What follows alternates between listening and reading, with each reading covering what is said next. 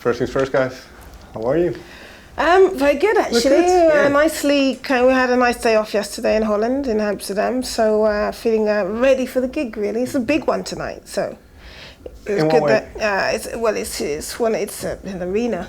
Yeah. It's How many thousand physically huge. people? Is it I don't 7? know, something like that, Something probably like in there. 7,000 people tonight. This is actually exciting because it was the first one to sell out on the whole tour. Okay. So that's really amazing for us. Yeah. That Holland loves us. So we're really excited about this one. Well, you play here quite often, so why do you think the Dutch people like you so much? Probably because we play here quite often, I think. It's like, you know what? Because they have amazing taste. Yeah. I think also, Dutch people and English people are very similar in certain ways. Like they have the same kind of sense of humour. They get us. You know, they get that we're serious at the same time as we have a sense of fun about us. Right. And you know, you get that vibe when you're here. You know, and I think that also being in Amsterdam is such a liberal, free place in Europe. It's an amazing place to come and play. You're not just getting Dutch people. You're going to get a lot of different people that are also here for different reasons. Sure. So that's why I think that we can do a big show here. I think. And am I right in saying that a couple of German shows are now sold out as well? A couple of German I think shows? most of the tour, I think Zurich is the only one that's not sold out on this tour. I think the whole tour's sold out. So if we move over to our next door neighbors, Germany, why do you think they kind of like you? Is it? It's weird. We don't really analyse it that much. I mean, I have to say, I think Anarchytechture is probably one of our best albums ever. And I think usually with us, it comes from the music, because we always do good live show. And this production is our biggest ever production. But people really love Anarchytechture. They really like that album, and you know, if they have, and I think it's also another generation now. There's like loads and loads of kids that are rediscovering Skunk Anansie from their parents, or they're just discovering Skunk Anansie because there's nobody around like us. Certainly in England, you know, there's no bands coming out of England like us now. So it's also a lot of kids that are like, you know, this band, you know, and we kind of, it goes in bits of circles sometimes. But apart from that, I don't know, it's hard for a band when you're in the band to work out why you're doing well or why you're successful or why you're not successful sometimes. I think in Germany as well, because I've been over there a lot not playing, they love music in Germany. They still, Live music. But they still buy lots of records, and they have independent record stores and little clubs, and so music is really alive in Germany. I think, and also we've put a lot of work into Germany, because some countries you might play 2 or 3 venues and that's it, but over the last 20 years we've always done lots of places in Germany. You know? So we've been there a lot, we've played there a lot, we've built a really good fan base. At the same time, it's a very music loving, they will spend money on records. I mean, it's interesting. Germany's kind of like stayed true to music in a way that England hasn't in many ways, because I think that if you listen to radio in England, it's literally just the same. Right now it's tropical house. 2 years ago it was EDM, and literally that's all you hear on the radio. And grime, finally grime got there, you know, this underground music, but now grime's kind of commercialized. But they haven't supported rock music for a good 10 years now in the radio in England. And so radio and like rock bands are kind of very underground in England, whereas in Germany you have a massive rock band scene, massive metal scene, you know, but you also have massive techno scene. In the same way that in England, when we started, we had techno, we had house music, we had rock music, we had indie, we had huge metal scene, we had Portishead and the kind of, what was that called, that Massive Attack, Portishead. Then we had Prodigy as well, which is a mixture of rock attitude but dance music. We had all of these things, and also reggae. You know, reggae hasn't been big anywhere for a long time, but now it's reggaeton and tropical house. It's this nasty, watered-down version of reggae. But you know, Germany still has that. America still has that. We've got lots of different, completely different genres, all successful at the same time. In England, because we have one radio station, Radio 1, if Radio 1 are not supporting you, you literally don't get any publicity or whatever. I know it's kind of turning like that. A lot of radio stations just play like music for kids, you know, under 25s, and that's it. But I think that as long as you're putting out new music, fresh music, then you should really just be getting a shot at those things. And I think that's what Skunk Anansie do. You know, we're not a historic band. We don't really see ourselves as a classic band, even though we probably are now. You know, look at us. We don't look like a bunch of old fucks, you know, Sure. where we have a very fresh attitude, we love new music, and I think we keep appealing to new audiences. Well, I find it interesting what you say, because you say also there aren't bands like us coming out of England anymore. There aren't, not. Is it because they don't get the promotion, and then like you say, or is it because the mentality I isn't think there? at a point they just stopped signing really good rock bands, you know, and definitely, you know, it's like Skunk Anansie got out. But I mean, name a black female-fronted band coming out of England, you know, Right. like none. There was like at one point there was nearly, but you know, there's lots of kind of females, like black females, that are really cool, you know, Leanna Havas and people like that, you know. But it's kind of it's quite difficult for them to take on kind of a woman and playing aggressive kind of boys music. That's still Right. quite difficult for the English public to Everyone, deal with. Everyone kind of plays safe a bit these days as well. Yeah. Because back in the early 90s or whatever when we started, there was just a handful of people doing it, and we didn't expect it to get as big as it was. So we just did what we wanted. We didn't really care. We just did what we Still wanted. don't. Well, now everybody really cares. Because as soon as they make a record after being together for like 2 weeks, they put it on YouTube for everyone to comment on. And if they feel it's not commercial enough and it's not going to make them massive, they water it down quickly. So that's what happens. So to get a really radical, fiery band that really gives a message, they're all a bit too scared. Because you know, That's why to it's be not quite honest, happening, if really. you're political, if you have a political standpoint, if your band has got politics in it, the radio is just not going to pay you, because the radio is establishment, the radio is corporation.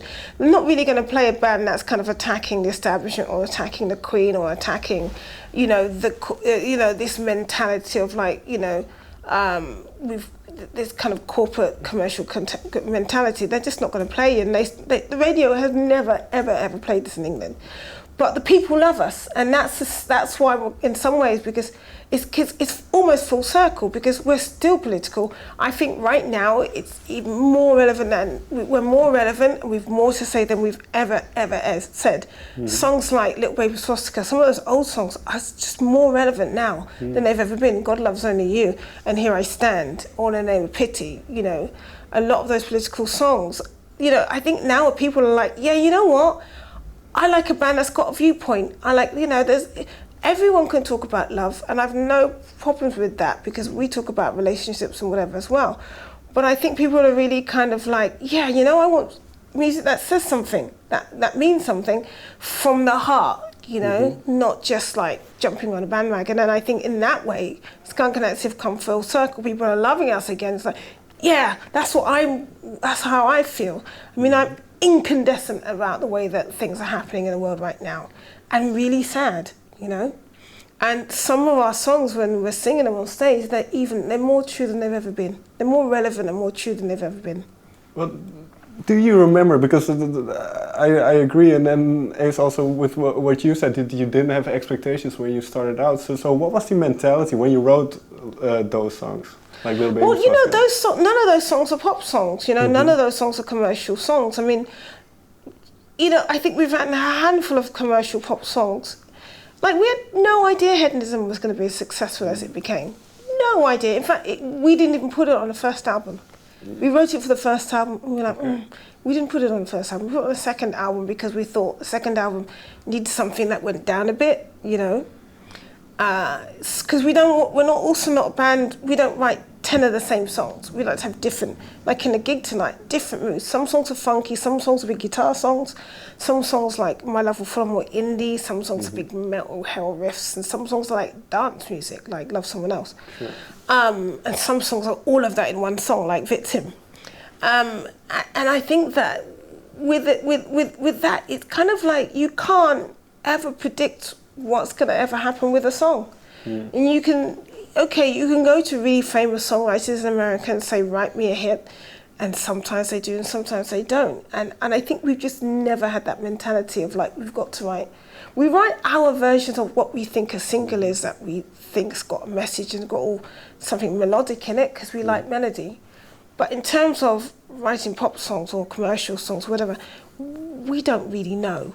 You know, we don't really know, and nobody really knows. So we never had that mentality. I think we were always a band of mates that got together that wanted to play like in-your-face music. Yeah, you just have to create something that you really like, and then that appeals to one person a lot of times, not a lot of people one time. It's like if you were a chef, if there was a couple of chefs, if you were like a radical new chef, and you created some dish that you thought was amazing, no one else had done, people eat it and go, wow, and they would talk about it. If you were a big chef and you said, I'm going to make a dish tonight for 1,000 people, some people go, that's kind of nice, that's kind of nice. They'd forget about it after the evening. Well, how was the salad? It was okay, yeah. Other one go, wow, I had that amazing thing. And that's what you've got to do. You've got to be the person that creates that one thing that appeals to people, that then appeals to a lot of people individually. And that's what we do. We make a song for us. We think it's good.